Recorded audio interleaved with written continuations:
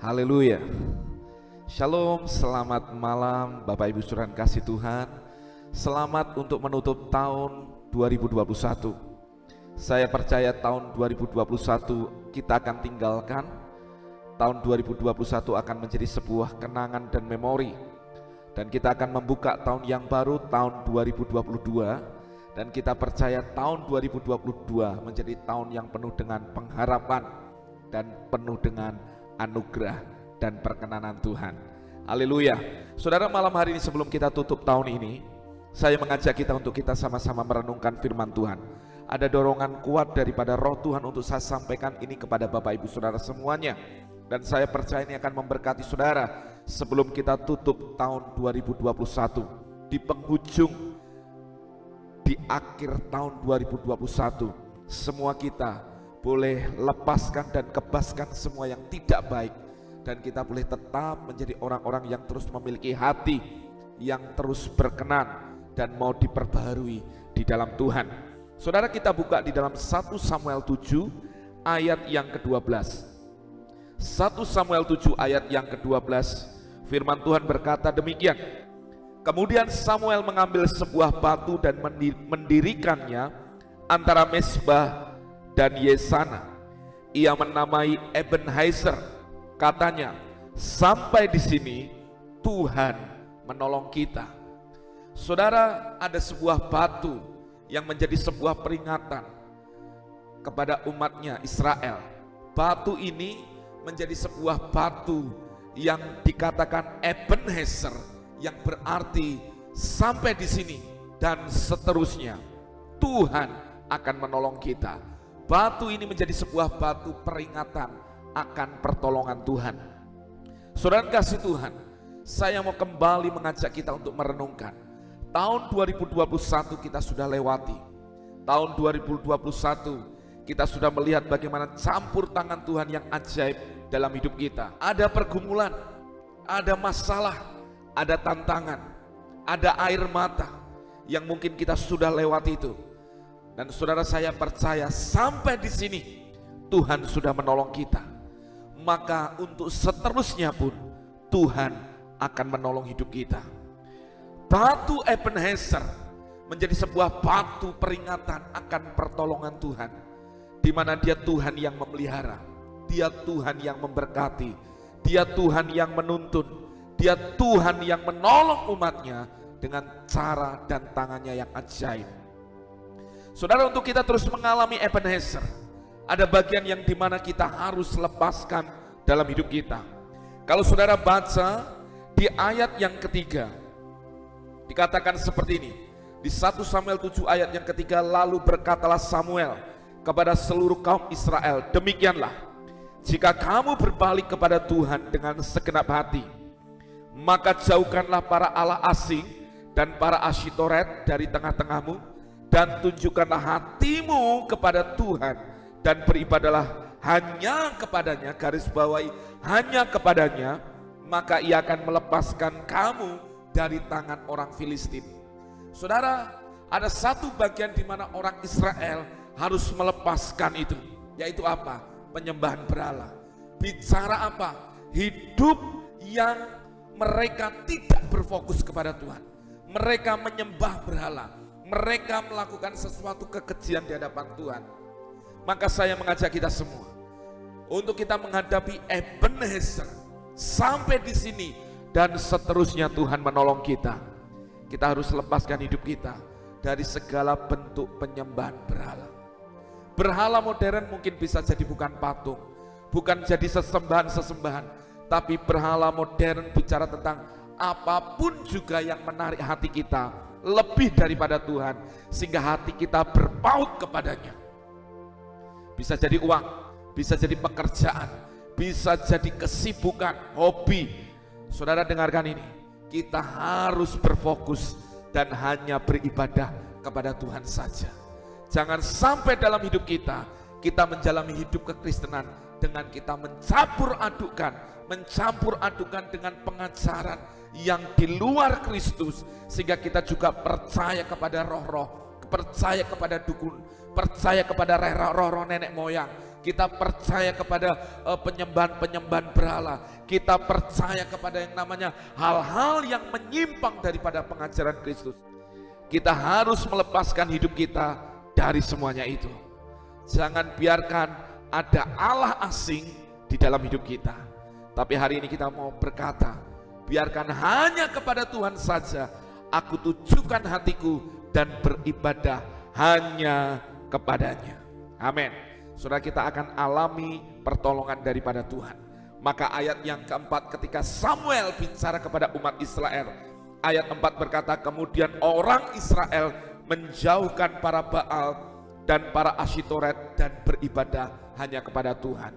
Sebuah langkah pertobatan, sebuah langkah untuk mereka menyingkirkan semua bentuk penyembahan berhala dan berfokusannya kepada Tuhan, membuat pertolongan Tuhan nyata dalam hidupnya. Ebenezer, sampai di sini Tuhan sudah menolong kita. Yang kedua, apa yang dilakukan oleh umatnya, perhatikan di ayat yang ke-9. Sesudah itu Samuel mengambil seekor anak domba yang menyusu, lalu mempersembahkan seluruhnya kepada Tuhan sebagai korban bakaran.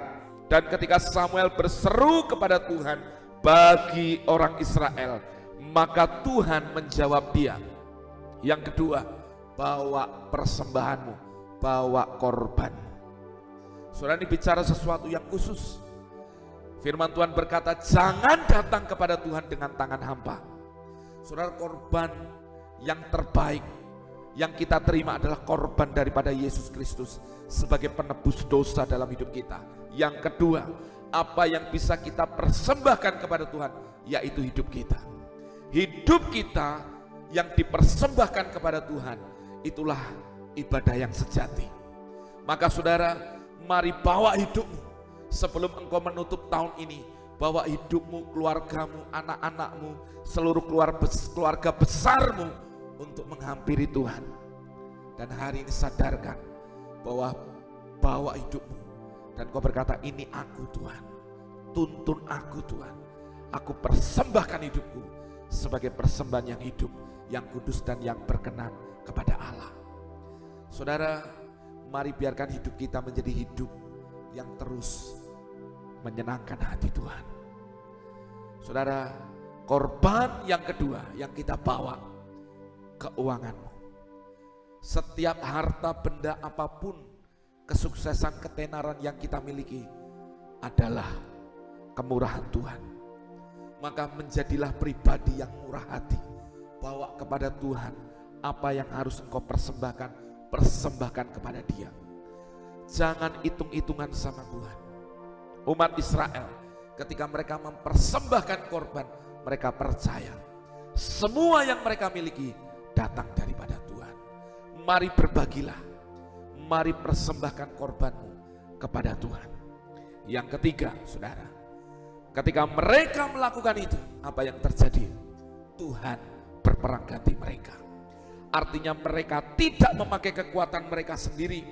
Mereka menyadari bahwa tangan Tuhanlah yang hebat, yang melepaskan mereka dari tangan musuh-musuh mereka. Maka dikatakan firman Tuhan ayat 13, demikianlah orang Filistin itu ditundukkan dan tidak lagi memasuki daerah Israel. Tangan Tuhan melawan orang Filistin seumur hidup Samuel, dan kota-kota yang diambil orang Filistin daripada Israel kembali pula kepada Israel. Perhatikan, artinya apa? Ketika mereka fokus kepada Tuhan, beribadah hanya kepada Tuhan, mereka mempersembahkan korban kepada Tuhan, dan ketika mereka mengizinkan Tuhan yang berperang ganti mereka, mereka tidak mengandalkan kekuatan mereka sendiri. Yang terjadi adalah Tuhan berperang ganti mereka. Tuhan memberikan kemenangan yang gilang gemilang. Bukan hanya mereka menang, tapi apa yang selama ini tercuri dari hidup mereka, kota-kota mereka yang terambil, yang ditawan oleh Filistin, hari itu terlepaskan dan kembali terjadi pembalikan keadaan, di mana kota-kota itu menjadi milik Israel. Sama dalam hidupmu mungkin hari-hari di mana tahun 2021 penuh dengan kekalahan, penuh dengan keterpurukan, penuh dengan kegagalan. Kita tutup tahun ini dengan sebuah kesadaran, aku tidak mau mengandalkan kekuatanku sendiri, tapi aku mau mengandalkan Tuhan. Sudah dengar? Saat engkau mengizinkan Tuhan yang berperang ganti engkau, bagianmu percaya kepada Dia, apa yang terjadi, apa yang hilang dalam tahun-tahun hidupmu, Tuhan bisa kembalikan itu dalam hidupmu. Dan lihat kenyataannya, Tuhan menolong mereka dengan gilang gemilang, dan mereka lihat kemenangan itu, dan mereka mendapatkan apa yang tidak mereka pikirkan, Tuhan nyatakan dalam hidup mereka. Saya berdoa, saudara, ketika engkau menutup tahun 2021, mungkin selama ini engkau menjalani tahun ini dengan mengandalkan kekuatanmu sendiri, tapi hari ini engkau mulai berkata, aku mau mengandalkan Tuhan saja di dalam hidupku, dan aku mau lihat pertolongannya. Ebenezer sampai di sini dan seterusnya, Tuhan akan menolong kita. Tahun 2021 akan kita tinggalkan, kita melangkah di tahun yang baru. Ebenezer, Tuhan pasti menolong kita. Bagian kita, jangan kita izinkan ada penyembahan berhala di area hidup kita. Jangan ada yang namanya kita mengalami di mana kita berzina secara rohani, tapi kita fokus hanya beribadah kepada Tuhan saja. Tujukan hatimu hanya kepada Tuhan saja. Dan yang kedua, mari bawa korbanmu, hidupmu, keuanganmu, semua yang kau punya, di mana engkau mau berkata semua datang daripada Tuhan. Aku mau persembahkan kepada Tuhan. Belajar untuk bermurah hati dan membawa korbanmu kepada Tuhan. Percaya. Dan yang ketiga, belajar untuk kita mengizinkan tangan Tuhan yang bela hidup kita. Jangan dengan kekuatan kemampuanmu sendiri, tapi hari ini biarkan oleh tangan Tuhan yang memberikan engkau kemenangan yang gilang gemilang. Jadi Ebenezer menjadi tugu peringatan akan kebaikan, pertolongan, kasih setia Tuhan. Dan ini juga menjadi tugu peringatan kita hanya menyembah kepada nama Tuhan saja, Yesus Kristus Tuhan saja. Biarkan renungan ini menjadi berkat buat saudara. Dan saya percaya engkau tutup tahun ini dengan semua finishing well, dengan baik, dan engkau membuka tahun yang baru dengan Tuhan, dengan semua berkat yang terbaik daripada Tuhan. Tuhan Yesus memberkati saudara. Mari sama-sama berdoa. Aku berdoa biarkan kemurahan Tuhan, kebaikan Tuhan hari mengalir dalam hidup umatmu. Tidak ada satupun hari ini yang ditinggalkan, tidak ada satupun yang terpuruk, tidak ada satupun yang gagal.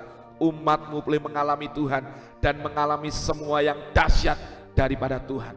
Dan aku berdoa hari ini, kami semua tutup tahun 2021 dan kami akan songsong tahun yang baru dengan berkat, iman, pengharapan, dan kasih yang semakin tulus yang kami hadapkan kepada Tuhan dan sesama kami. Terima kasih Tuhan. Demi nama Yesus kami berdoa, kami mengucap syukur. Haleluya. Amin, amin, amin. Bapak Ibu, terima kasih buat kehadiran Bapak Ibu boleh mendengarkan renungan firman Tuhan yang singkat ini. Saya percaya hidup kita akan semakin dahsyat di tahun yang baru. Dan saudara, sebagai gembala sidang dari gereja CKI Miracle Community Church dan seluruh jemaat dan mewakili seluruh hamba Tuhan yang ada, saya berkata selamat tahun baru, menyongsong tahun baru 2022 dengan pengharapan yang lebih dahsyat di dalam Tuhan Yesus Kristus. Shalom, God bless you.